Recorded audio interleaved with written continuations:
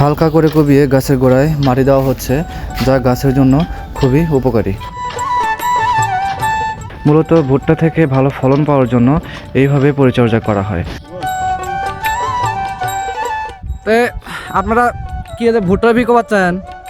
জি জি, এটি কতখানি বই আছে? 100 বিঘা। 100 বিঘা খেত আছে না?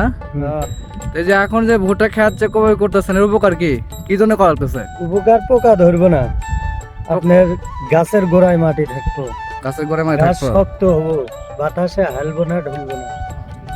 তো শুধু কি এই সময় খালি এই যে মাটি কুবাই দিলেই হতেছে, আর কিছু করতেছে না? না, মাটি কুবে দিয়ে 7 দিন শুকন দেওয়ার পরে, আপনার ধরেন 10 দিন 5 দিন পরেও শুকন দেওয়ার পরে আপনি পানি দিবেন, ছেঁচা দিবেন, আপনার ভুট্টা হবো 100 এই মুহূর্তে আর এই যে পানিটা কিছু দেওয়া হতেছে না, খালি কুবে দিলেই হয়ে গেছে না?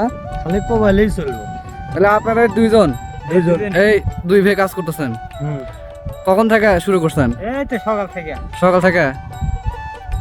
ভোর তো পড়াই মনে হয় কাম শেষ, শেষের মধ্যে না? শেষ।